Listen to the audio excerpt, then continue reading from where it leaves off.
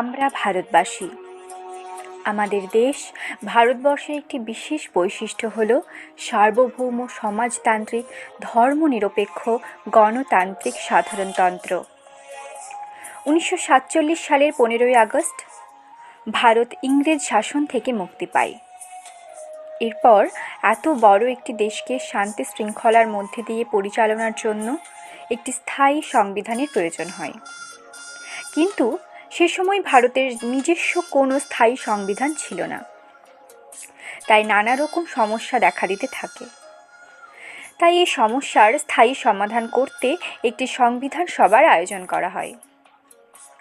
সেই সভায় doctor B R. Ambedkar, Jawaharlal Nehru, doctor Rajendra Prasad, Sardar Vallabhbhai Patel, Maulana Abul Kalam আজাদের মতো ব্যক্তিদের উপস্থিতিতে একটি কমিটি তৈরি করা হয়। দিনটি ছিল 1947 সালের 29শে অগস্ট। এই কমিটি তাদের খসড়া জমা দেন 4 নভেম্বর। এরপর সেই খসড়া বিবেচনা, সংশোধন, পরিবর্তন করতে সময় লেগেছিল 2 বছর, 11 মাস এবং 18 দিন। এই সময়ে গণপরিষদ এই খসড়া সংবিধান আলোচনার জন্য 166 বার অধিবেশন ডাকে। ডক্টর ভীমরাও আম্বেদকর সংবিধানের খসড়া কমিটির প্রধান ছিলেন। শেষ পর্যন্ত 1949 সালের 26শে নভেম্বর দিনটিতে ভারতীয় সংবিধানে গৃহীত হয়।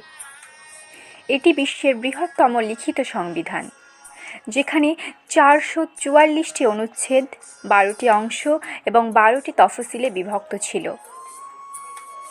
সংবিধানের আনুষ্ঠানিক আত্মপ্রকাশ করেন ডক্টর রাজেন্দ্র প্রসাদ। তিনি ছিলেন তৎকালীন ভারতের রাষ্ট্রপতি। 1950 সালের 26শে জানুয়ারি সকাল 10:28 ভারতের সংবিধান কার্যকর হয় এবং সেদিন থেকে প্রজাতান্ত্রিক ভারতবর্ষ বা রিপাবলিক অফ ইন্ডিয়া হিসেবে পরিচিতি লাভ করে। সেই দিন থেকে 26শে জানুয়ারি দিনটি পালিত হয়ে আসছে প্রজাতন্ত্র দিবস হিসেবে। দিনটিকে স্মরণীয় করে রাখতে প্রতি বছর 26শে জানুয়ারি প্রজাতন্ত্র দিবস হিসেবে পালিত হয়।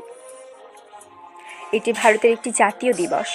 26শে জানুয়ারি দিনটিকে সংবিধান কার্যকর করার জন্য বেছে নেওয়া হয়েছিল, কারণ 1930 সালে 26শে জানুয়ারি প্রথম স্বাধীনতা দিবস হিসেবে পালনের সেই দিনটিকে শ্রদ্ধা জানিয়ে এবং ওই একই দিনে ভারতীয় জাতীয় কংগ্রেস কর্তৃক পূর্ণ স্বরাজের সংকল্প গৃহীত হয়েছিল।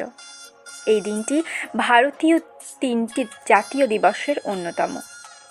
অন্য 2টি জাতীয় দিবস হলো স্বাধীনতা দিবস ও গান্ধী জয়ন্তী। এই দিনগুলিতেও সারা ভারতেই নানা অনুষ্ঠানের আয়োজন করা হয়।